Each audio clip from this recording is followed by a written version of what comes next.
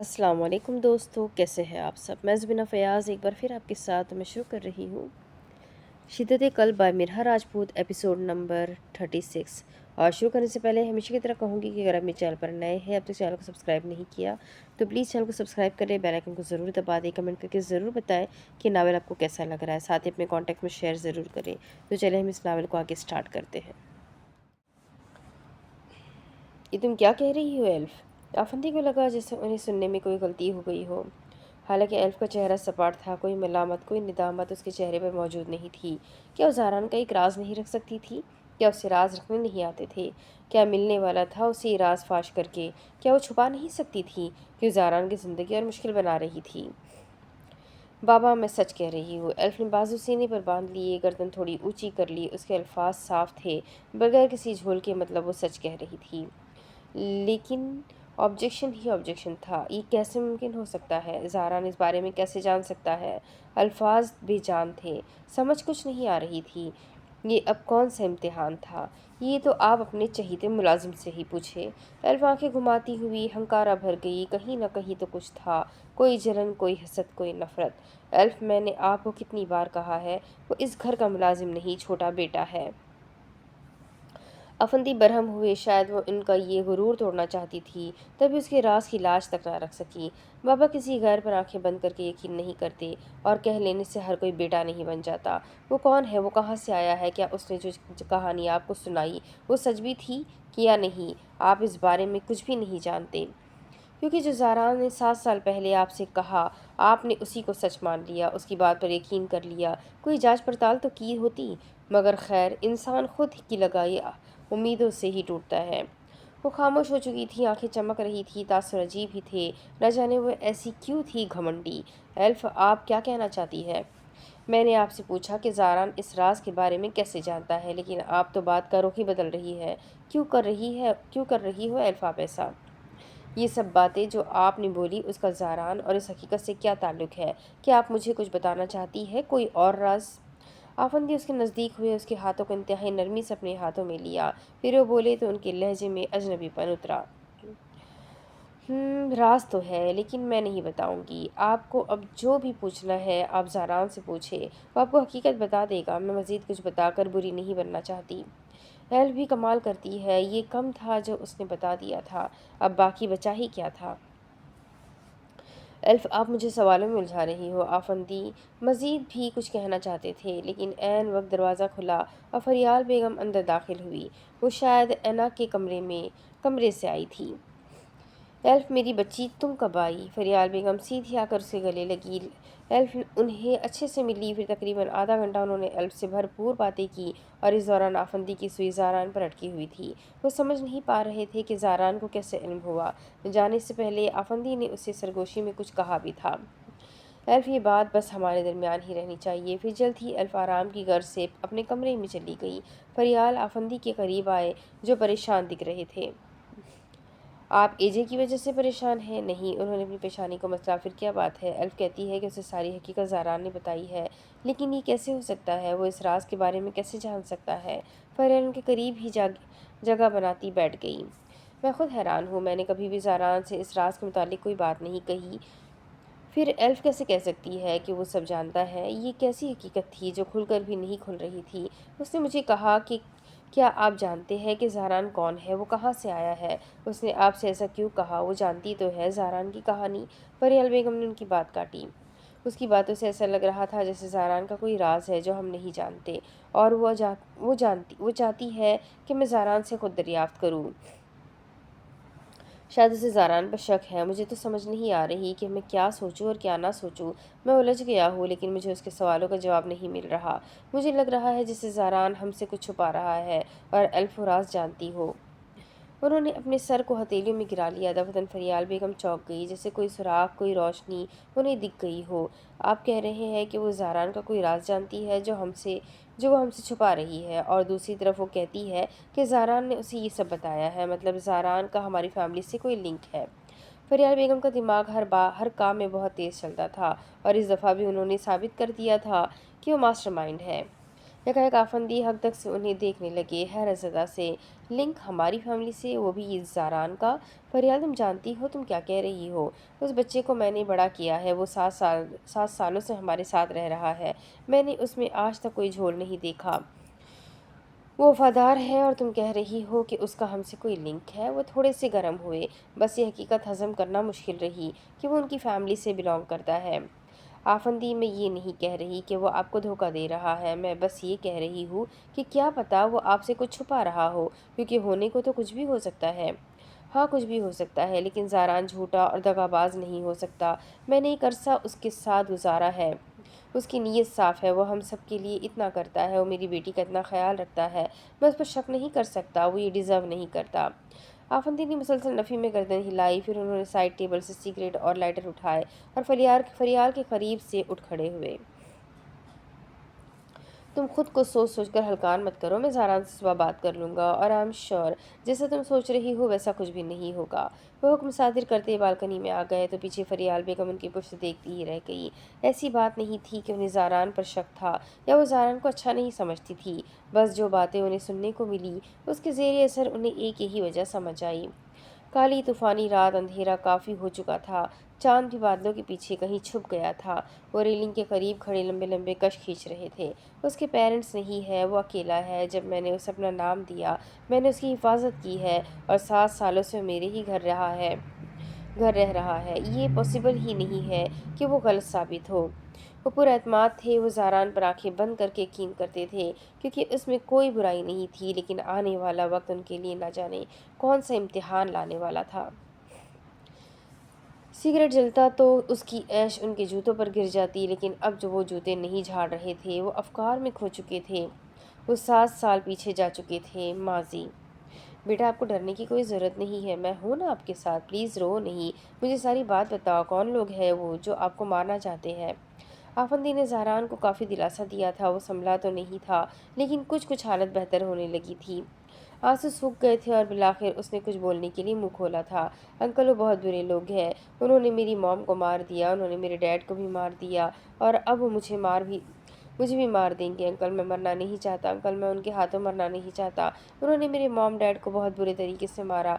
उन्होंने मेरी मॉम पर गरम गरम उबलता हुआ पानी डाल दिया। मेरी मॉम वो तड़प रही थी, लेकिन उन लोगों को ज़रा भी तरस नहीं आया। उनकी चीखें अभी भी मेरे कानों में सुनाई देती है। वो हौलनाक चीखें सुनकर मुझे बहुत दर्द हुआ था। उन्होंने मेरे डैड के सामने मेरी मॉम के साथ बदतमीज़ी की। मेरे डैड चिल्लाते रहे कि छोड़ दो इसे, मुझसे लड़ो आकर, लेकिन उन लोगों ने मेरे डैड की ज़बान काट दी। आप जानते हैं अंकल, उन्होंने छुरी पकड़ी और मेरे डैड की ज़बान काट दी। वो इतने बेरहम कैसे हो सकते हैं? उन्हें मेरे मॉम डैड पर रहम क्यों नहीं आया? वो ऐसा कैसे कर सकते हैं? उन्होंने मुझे लावारिस कर दिया।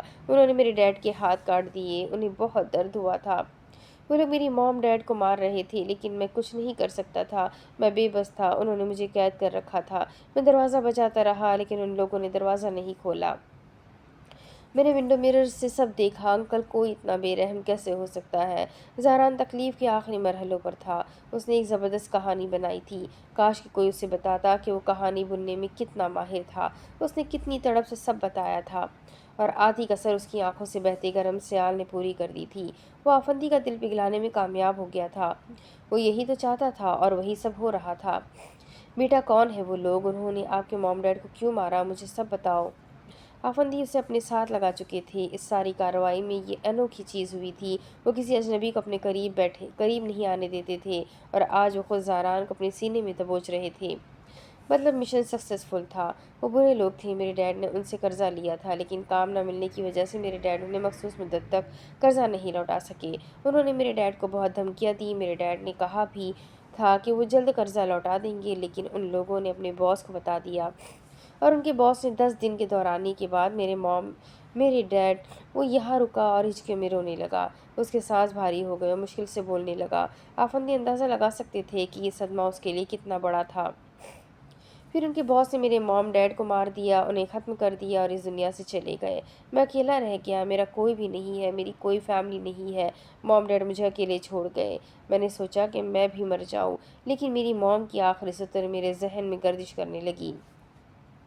انہوں نے کہا تھا زاران تمہیں جینا ہے، تمہیں ان لوگوں کو ختم کرنا ہے جن لوگوں نے تمہاری موم کو نوچ ڈالا، جن لوگوں نے تمہارے ڈیڈ کو بری طرح سے پیٹا۔ انہوں نے کہا کہ مجھے بدلہ لینا ہے، مجھے انصاف لینا ہے اور اس کے لیے مجھے جینا ہوگا۔ میں مر نہیں سکتا، مجھے جینا تھا اور بہت سے حساب چکتے کرنے تھے۔ لیکن وہ لوگ مجھے گھسیٹتے ہوئے اپنے ساتھ لے گئے اور شاید مجھے اپنے اڈے پر لے کر جا رہے تھے۔ پھر اس دوران ہی میں وہاں سے بھاگ گیا اور پورا ایک دن بھاگنے کے بعد میں جنگلوں میں کھو گیا۔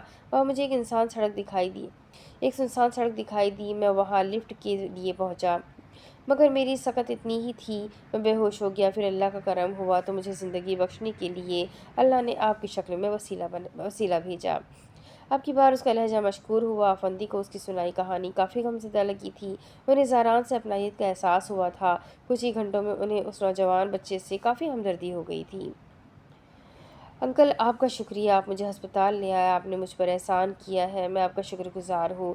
پلیز مجھ پر ایک اور احسان کر دے، مجھے یتیم خانے چھوڑائے۔ 1-2 دن وہاں رہوں گا تو پھر نوکری تلاش کروں گا، اور جب اس قابل ہو جاؤں کہ میرے پاس دنیا کی ہر ایک طاقت ہوگی، تب میں ان لوگوں کا کوئی حال نہیں چھوڑوں گا۔ دل کا بوجھ ہلکا کرنے کے بعد وہ کافی سنبھل چکا تھا۔ آہا بیٹا، یتیم خانے تو ان بچوں کو چھوڑا جاتا ہے جن کا کوئی نہیں ہوتا۔ آفندی نے شائستگی سے مسکرا کر اس کے چہرے پر ہاتھ رکھا۔ اسی لیے تو کہہ رہا ہوں انکل کہ مجھے یتیم خانے چھوڑ آئے۔ میرا اس دنیا میں کوئی نہیں ہے۔ آپ کو کس نے کہا کہ آپ کا کوئی نہیں ہے؟ میں ہوں نا آپ کے پاس، آپ میرے ساتھ میرے گھر چلو گے، اور ویسے بھی میں آپ کو یتیم خانے میں نہیں چھوڑ سکتا، آپ کی زندگی پر رسک نہیں لے سکتا۔ میرے خیال سے وہ لوگ آپ کو ڈھونڈیں گے، اس لیے آپ کا میرے ساتھ جانا ہی محفوظ ہے۔ آپ مجھے بتانا وہ کون لوگ تھے، پھر دیکھنا میں ان لوگوں کا کیا کرتا ہوں۔ آپ کا بدلہ میں لوں گا، میں اپنے موم ڈیڈ کو انصاف دلواؤں گا۔ آفندی صاحب اب اس کے بال سنوارنے لگے تھے۔ نہیں انکل، میں آپ کا مزید احسان نہیں لے سکتا۔ بچی، یہ کیسی باتیں کر رہے ہو آپ اب میری ذمہ داری ہو، میں آپ کی حفاظت کروں گا، آپ کے خرچے اٹھاؤں گا۔ انکل، میں کسی پر بوجھ نہیں بننا چاہتا، میں کام کرنا چاہتا ہوں۔ بیٹا، آپ کو کام کرنے کی ضرورت نہیں ہے، اور ویسے بھی اتنی سی عمر میں کام نہیں کرتے۔ انکل، مجبوری عمر نہیں دیکھتی۔ یہ بچہ آفندی صاحب کو کافی ذہین لگا تھا۔ پھر اس کے بار بار انکار کرنے کے باوجود بھی آفندی اسے گھر لے آئے، اس کی تعلیم کا خرچہ اٹھایا، اس کے کھانے پینے کا۔ پھر زاران نے ان سے جاب کا ذکر کیا تو انہوں نے زاران کو اپنا پرسنل سیکرٹری رکھ لیا۔ وہ نہیں چاہتے تھے کہ زاران اتنی سی عمر میں کہیں اور جا کر جاب کرے۔ وہ زاران کو مضبوط اور باہمت بنانا چاہتے تھے، اور انہوں نے بنایا بھی تھا۔ اس دوران اس کا کیس چل رہا تھا۔ اس نے ان لوگوں کی پکچرز اسکیچ کروائی تھی جن کا نام و نشان بھی رشیا میں نہیں تھا، اور آج تک ان لوگوں کی کھوج جاری تھی، مگر کوئی سراغ ہاتھ میں نہیں آیا تھا۔ اکثر آفندی صاحب اس بات کا ذکر کرتے تو وہ یہ کہہ کر ٹال دیتا کہ شاید وہ لوگ رشیا سے چلے گئے ہوں گے، شاید انہوں نے کہیں اور ٹرانسفر کر لیا ہو، لیکن وہ ساتھ ہی ساتھ یہ بھی کہتا رہتا کہ وہ چاہے دنیا کے کسی بھی کونے میں چلے جائے، زاران خان انہیں ڈھونڈ کر ایک ایک کو اپنے ہاتھوں سے مارے گا۔ بھائی، آپ یہ کیا بول رہے ہیں؟ اے جے چلتا ہوا اس کے روبرو آ کھڑا ہوا، آنکھوں میں حیرت لیے اس نے جھنجھلا کر ہرمان کو گھورا۔ سچ کہہ رہا ہوں میں۔ ہرمان نے دانت پیسے۔ بھائی، بہت اچھا مذاق کرنے لگے ہیں آپ۔ صرف ایک پل وہ خاموش ہوا، پھر اس کے بعد وہ دانت نکال کر ہنسا۔ اے جے، میں مذاق نہیں کر رہا، اینا تمہاری منگیتر ہے، تم لوگوں کا بچپن میں ہی رشتہ طے ہو گیا تھا، اور عنقریب تمہاری شادی بھی اسی سے ہی ہوگی۔ ہرمان نے اسے دونوں بازو سے تھامتے جھنجھوڑا تاکہ وہ ہوش میں آ جائے۔ بھائی، میرے خیال سے آپ کی طبیعت ٹھیک نہیں ہے، کیا آپ بھول گئے ہیں وہ دونوں بہنیں غلطی سے ہمارے پیلس میں آئی تھی، اس کے علاوہ کچھ نہیں؟ جواباً وہ اسی کے انداز میں لفظوں پر زور دیتے ہوئے بولا۔ ایک پل کو اسے ہرمان کی دماغی حالت پر شبہ بھی ہوا، لیکن جلد ہی اپنے افکار کو جھٹک دیا۔ غلطی سے نہیں آئی تھی، وہ پلاننگ کے تحت آئی تھی، اور جو حقیقت اب میں تمہیں بتانے جا رہا ہوں وہ بہت ضروری ہے کہ تم نے اینا کے ساتھ جو بھی کیا، مجھے امید ہے کہ یہ سچائی سننے کے بعد تمہیں خود پر بہت افسوس ہوگا کہ کاش تمہیں اس بارے میں پہلے پتہ ہوتا اور تم اینا کے ساتھ ایسا کچھ نہ کرتے۔ دفتن رکتے ہرمان نے گہری سانس لی، پھر وہ بیڈ پر آ بیٹھا۔ ایجے نے رخ موڑتے بھائی کو دیکھا۔ ہرمان نے کہنا شروع کر دیا۔ وقت گزرتا چلا گیا اور وقفے وقفے بعد ایجے پر بمباری ہوتی رہی۔ وہ ایک ایک حقیقت سے پردہ اٹھاتا گیا۔ جلدی سب راز فاش ہو گئے، اور جو سچائی ایجے کے سامنے آئی وہ اس کی پوری دنیا ہی ہلا گئی۔ کیا واقعی اس نے غلطی کر دی تھی اینا کا دل توڑ کر؟ اب بتاؤ مجھے، کیا تم نے صحیح کیا اینا کے ساتھ؟ ہرمان جواب کو منتظر تھا کہ ایجے کی زبان پر قلف لگ گئی۔ وہ منجمد، ساکت اور جامد رہ گیا، ہونٹ والے انداز میں کھلے رہ گئے۔ بھائی آپ کو یہ سب کس نے بتایا؟ تم یہ مت سوچو، تم صرف اس وقت ایک اینا کے بارے میں سوچو جس کے ساتھ تم نے اتنا برا کیا ہے۔ ہر چیز تھم چکی تھی لیکن کچھ حرکت کر رہا تھا، وہ تھا دروازے کی اوٹ پر کھڑا وہ شخص جو ارمان کے منہ سے حقیقت سن کر پتھر کا ہو گیا۔ وہ حزان تھا جو غصے سے ایجے کے کمرے میں آیا تھا اس سے بات کرنے، لیکن یہاں آ کے جو سچائی اسے سننے کو ملی تھی اس نے حزان کے چاروں خانے چت کر دیے تھے۔ وہ بولنے کے لیے منہ کھول رہا تھا لیکن الفاظ ساتھ نہیں دے رہے تھے۔ وہ سمجھنے سے قاصر تھا کہ گویا ارمان اس سب کے بارے میں کیسے جان گیا۔ وہ یہ تک جان گیا تھا کہ حزان ان لوگوں کا بھائی ہے، پھر یہ حقیقت کہاں چھپ رہی تھی؟ اب تو آہستہ آہستہ سب سامنے آ رہا تھا۔ ارمان تم نے کس نے بتایا یہ راز؟ راز راز راز! پوری حویلی اس راز کے بارے میں گفتگو کر رہی تھی، ہر طرف یہی باتیں ہو رہی تھی۔ دفعتاً وہ بولا تو اسے اپنی آواز کسی کھائی سے آتی ہوئی محسوس ہوئی، پھر جیسے ہی اس کی آواز ان دونوں کی سماعتوں سے ٹکرائی، یک بیک انہوں نے رخ موڑا اور حزان کو دروازے پر کھڑا پایا۔ صبح ہو چکی تھی، سب اپنی اپنی تیاریوں میں مگن تھے۔ آج اپٹن تھا اور ہر کوئی مصروف تھا۔ حزان نے مائسہ سے کچھ ضروری بات کرنی تھی، شاید رومیزہ کے متعلق تھی، لیکن اسے وقت ہی نہیں مل رہا تھا۔ نازلی بار بار اس کے کمرے میں آ رہی تھی کسی نہ کسی بہانے سے۔ اینا ابھی تک اپسیٹ تھی، حقیقت جاننے کے بعد بھی اے جے اسے معذرت کرنے نہیں آیا تھا۔ شاید وہ گلٹ میں تھا یا اس میں اینا کا سامنا کرنے کی ہمت نہیں پیدا ہو رہی تھی۔ ارمان ڈاک ہاؤس میں تھا اور مائسہ سب کے ساتھ مل کر ہال کو ڈیکوریٹ کر رہی تھی۔ ارمان اسے کہہ کر بھی گیا تھا کہ کوئی کام مت کرنا، تمہیں چوٹ لگی ہے، لیکن مائسہ بیٹھ ہی نہیں رہی تھی، بس صبح سے کبھی کوئی کام کر رہی تھی تو کبھی اینا کا دل بہلا رہی تھی۔ وہ چاہتی تھی وہ نارمل ہو جائے، صرف شادی تک، البتہ اس کے بعد مائسہ کے پاس شاید کوئی پلانس تھے۔ مائسہ رکو، مجھے تم سے بات کرنی ہے، صبح سے تمہیں ڈھونڈ رہا ہوں۔ حزان کو آخر کار وقت مل گیا تھا اور وہ نظر بھی آ گئی تھی۔ بھائی آپ جانتے ہیں نا کتنے کام ہے، آپ کا اپٹن ہے، کتنی تیاریاں کرنی ہے، بہت سارا کام ہے۔ وہ سیڑھیوں کی ریلنگ میں یلو فلاورز لگا رہی تھی، حالانکہ اتنے سارے ملازم تھے اسے کام کرنے کی ضرورت نہیں تھی، لیکن پھر بھی وہ کر رہی تھی۔ حزان سے زیادہ خوشی تو اسے تھی۔ اس سے پہلے کہ حزان کچھ کہتا اور مائسہ جواب دیتی، عین وقت اس کا موبائل رنگ ہوا اور حزان نے جھٹ سے چیٹ بار اوپن کیا۔ کچھ میسج تھے اور ایک پکچر تھی جو لوڈ ہو رہی تھی۔ سر یہ پکچر ہے۔ سر میں آپ کو بتا نہیں سکتا، براٹوا خود منظر عام پر آ رہا ہے۔ سر وہ ہم سب کے سامنے کبھی نہیں آیا، لیکن وہ آج ہم سب کے سامنے آیا۔ سر میں نے چھپکے سے اس کی تصویر اپنے کیمرے میں اتار لی۔ سر میں نے آپ کو سینڈ کی ہے، سر یہ تصویر دیکھیں۔ جو ایجنٹ ڈاک ہاؤس میں ارمان کا ملازم بن کر کام کر رہا تھا، اس کے بہت سارے میسج تھے اور ساتھ میں تصویر بھی تھی جو کہ اب لوڈ ہو چکی تھی۔ البتہ حزان کے چہرے کے تاثرات دیکھ کر مائسہ اس کے قریب ہوئی تھی دیکھنے کے لیے، لیکن جو منظر اسکرین پر انہیں جگمگاتا ہوا دکھائی دیا تھا وہ ان کے پیروں تلے زمین ہی کھینچ گیا۔ کیا ایک اور دفعہ آسمان پھٹا اور پورا کا پورا ان پر گر گیا۔ زینوں کے درمیان پر کھڑے پھولوں کی کیاریوں سے پرسے ٹکائے وہ حق تک تھے۔ وقفے وقفے بعد کچھ بلنک ہو رہا تھا، شاید آنکھوں پر بوچھار کی صورت، موٹی گھنی پلکیں۔ کوشش جاری تھی، کاش کی حقیقت جھٹلا دی جائے، منظر بدل جائے، جو دیکھا ہے وہ آنکھوں کا دھوکا ہو جائے، لیکن افسوس کچھ نہ بدلا۔ اسکرین پر اس شخص کا چہرہ جگمگا رہا تھا، گورا چمکتا چہرہ، پینٹ شرٹ پر پہنا اوور کوٹ، آنکھوں پر سن گلاسز، پیروں میں جاگرز اور بالوں کا اسپائس بنا رکھا تھا۔ حالانکہ چہرے کے تاثرات سنجیدہ تھے، سخت سنجیدہ، پتھر کر دینے والے۔ How can it possible? کسی ایک کا افکار ٹوٹ گیا، حقیقت وہی کھڑی انہیں تکنے لگی، سچائی کڑوی لگی۔ مائسہ دھیرے سے بولی تو آواز بے ساختہ ہی رن گئی، جس پر شک ہی نہیں تھا وہ ویلن کیسے ہو سکتا ہے۔ دفعتاً اس کی آواز حزان کی سماعتوں سے ٹکرائی، یکایک فسوس خیزی کا خول ہوا میں اڑ گیا۔ اسکرین سے نظریں ہٹا کر اس نے مائسہ کے ہاک چہرے کو دیکھا، پھر وہ مبہم سا مسکرایا، یعنی وہ جانتا تھا یا اسے شک تھا۔ البتہ مائسہ اس کی مسکراہٹ میں الجھ گئی۔ اٹس پاسبل مائسہ، مجھے شک تھا، 100% نہ صحیح لیکن تھوڑا بہت تو ضرور تھا۔ حزان کے بھاری الفاظ مائسہ کے وجود پر ہتھوڑے کی طرح لگے۔ وہ مزید الجھی، یہ سب کیا تھا؟ کیا سچ تھا؟ لیکن کیسے؟ ہمیشہ کی طرح بہت سے سوالات تھے اور ہمیشہ کی طرح جواب ایک بھی نہیں تھا۔ شک؟ مائسہ کی زبان سے پھسلا ایک لفظ شخص۔ بھائی کیا آپ کو شک تھا؟ مطلب آپ کچھ جانتے تھے؟ مجھے تو یقین نہیں ہو رہا کہ یہ براٹوا ہے، میں نے تو انہیں کبھی امیجن بھی نہیں کیا تھا کہ یہ بھی کسی برے کام میں ملوث ہو سکتے ہیں۔ اس کا حیران ہونا بنتا تھا بنسبت حزان کے جو اب نارمل ہو چکا تھا۔ مائسہ میں نے تمہیں کہا تھا یہاں یقین کسی پر مت کرنا، کیونکہ کون وکٹم ہے اور کون ویلن ہے یہ ہم نہیں جانتے۔ اور جب ہم کوئی چیز نہیں جانتے اور کسی کی تلاش میں ہو تو ہم پر فرض ہے کہ ہم سب کو شک کی لپیٹ میں لیں۔ مجھے کچھ دنوں پہلے ہی شک ہوا تھا اور اچھا ہے کہ اب یقین بھی ہو گیا اور ہمارا مشن شروع ہونے سے پہلے ہی ختم ہو گیا، ورنہ پتہ نہیں اس براٹوا کے چکر میں ہمیں یہاں کتنی دیر ٹھہرنا پڑتا۔ اس کا لہجہ ٹھہراؤ بھرا تھا، جو جھٹکا اسے پہلی نظر میں دیکھ کر ملا تھا اب ختم ہو چکا تھا۔ بھائی یہ سب کیسے، آپ مجھے بتائیں گے یا؟ مائسا نے بات ادھوری چھوڑ دی، سمجھ ہی نہیں آ رہی تھی کہ آگے کیا بولے۔ مائسا ریلیکس، میں تمہیں سب بتاتا ہوں، آؤ میرے ساتھ۔ فضان نے اس کی کلائی تھامی، پھر وہ اسے لاؤنج میں لے آیا جہاں تیاریاں مکمل ہو چکی تھی، بس کچھ لوگ ہی تھے جو ہال کو آخری ٹچ دے رہے تھے۔ فضان نے اسے ٹو سیٹر صوفے پر بٹھایا، پھر گفتگو کا آغاز کیا۔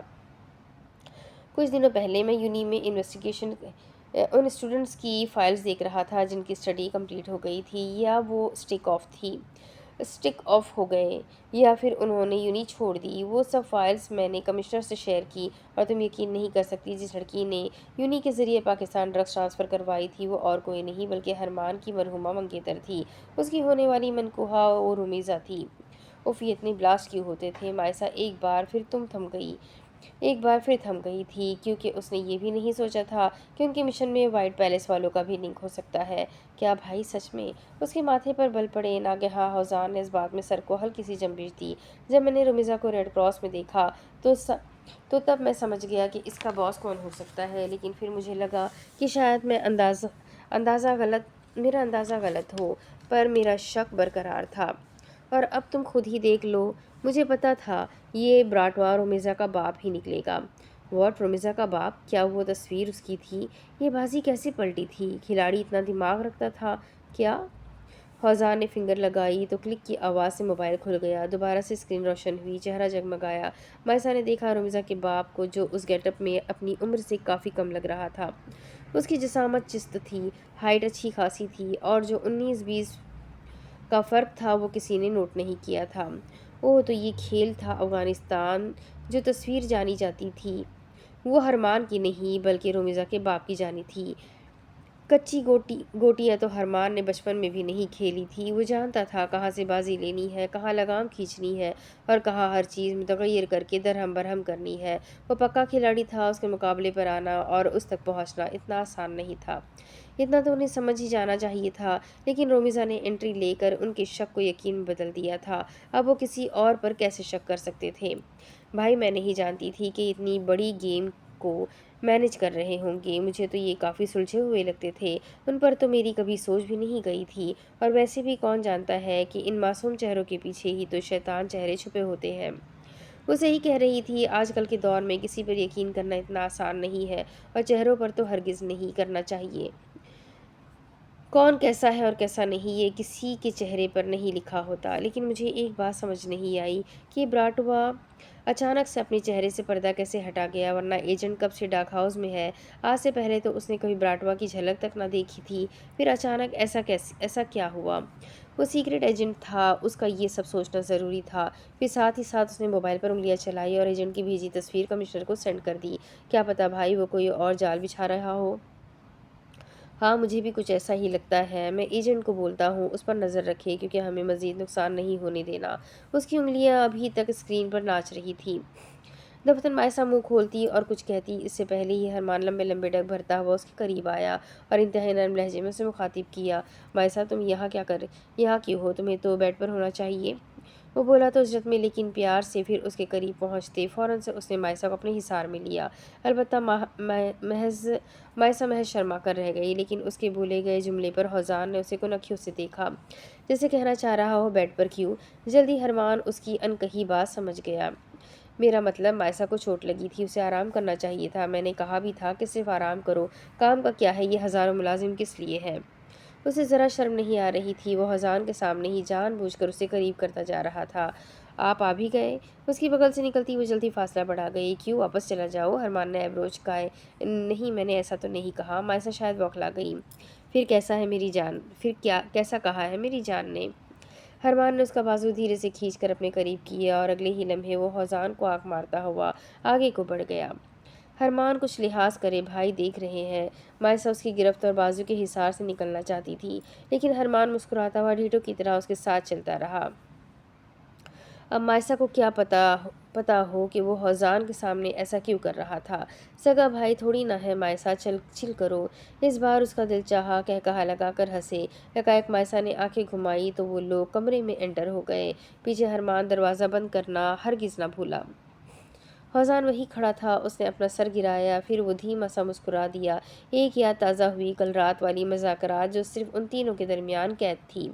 اب کرتے ہیں رات والے ادھورے منظر کا سفر۔ حوزان تم۔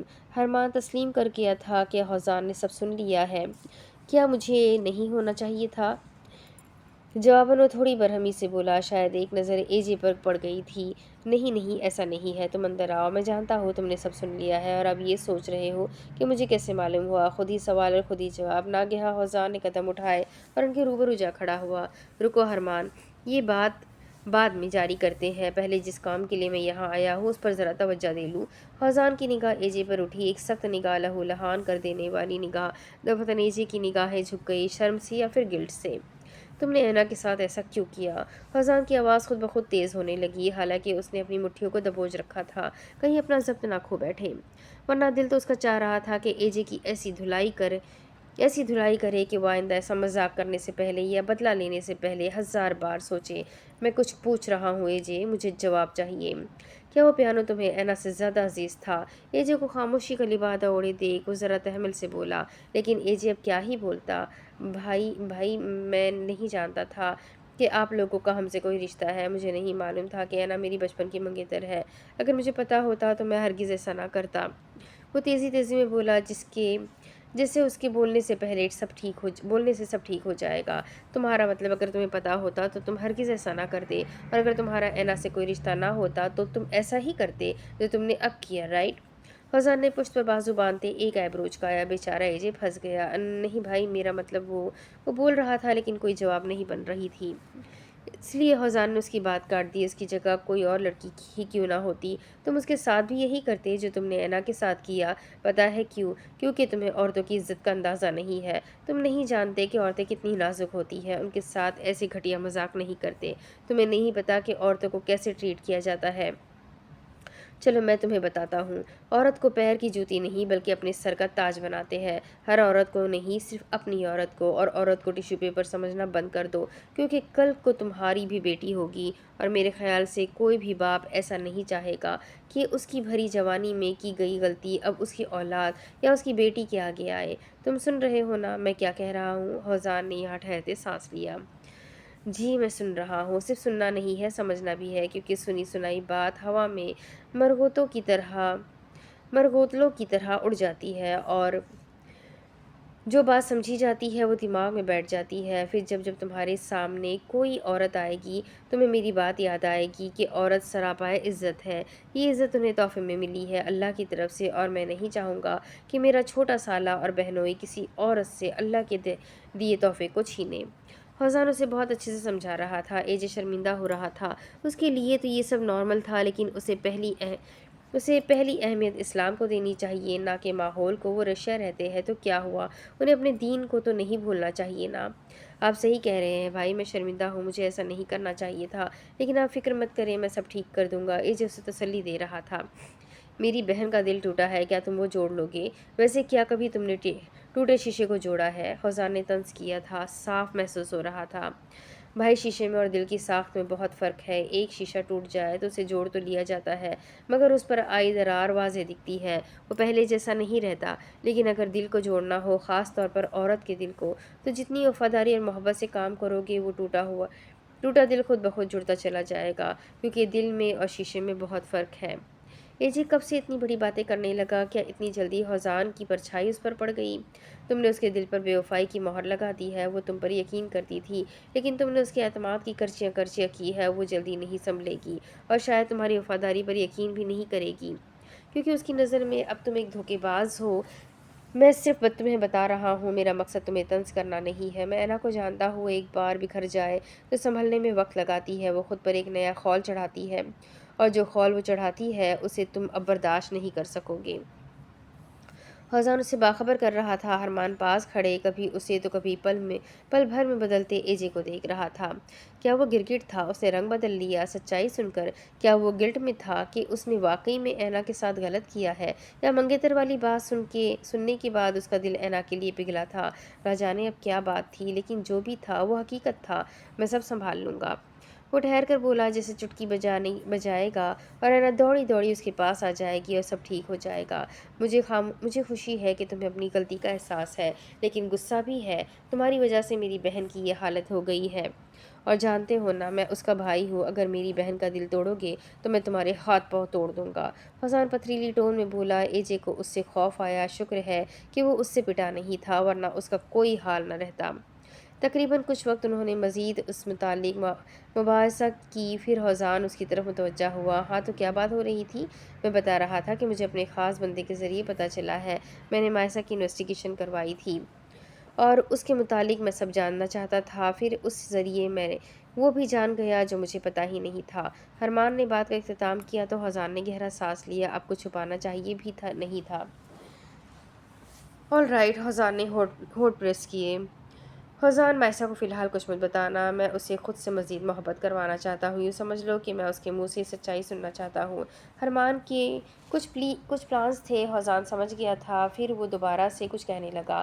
میں اسے وقت دے رہا ہوں، اس دوران مجھے اس سے محبت ہو جائے گی اور اسے مجھ سے ہو جائے گی، اور اگر فکرہ ادھورا چھوڑا گیا۔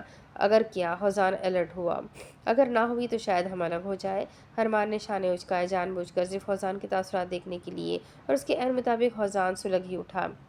ارمان، اگر تو یہ ٹائم پاس ہے تو پلیز مائسہ سے دور رہو، کیونکہ یہ رشتہ بچپن میں ہوا تھا اور اب وہ وقت ہے جب یہ رشتے سنبھالے جائے۔ لیکن اگر تم ابھی بھی اپنے رشتے کو ٹائم دے رہے ہو تو پلیز مائسہ کو ہرٹ مت کرو، کیونکہ میں یہ برداشت نہیں کروں گا۔ وہ آگ بگولا ہی ہو گیا۔ ارمان دل ہی دل میں مسکرایا۔ بیوی کے کھائے بھائی کو سلگانے کا تو الگ ہی مزہ تھا، اور کیوں نہ وہ فوزان کو مزید تپاتا۔ آخر کار بہت سارے رشتے تھے اس کے فوزان کے ساتھ۔ اب اس کے آگے کی کہانی میں آپ کو اگلے ویڈیو میں سناتی ہوں کہ آگے کیا ہوگا۔ یہ جاننے کے لیے میرے ساتھ بنے رہے۔ ویڈیو کو لائک کریں، چینل کو سبسکرائب کریں، بیل آئیکن کو ضرور دبائیں۔ ملتے ہیں اگلے ویڈیو میں، تب تک کے لیے اپنا خوب سارا خیال رکھیں، مجھے بھی دعاؤں میں یاد رکھیں۔ اللہ حافظ۔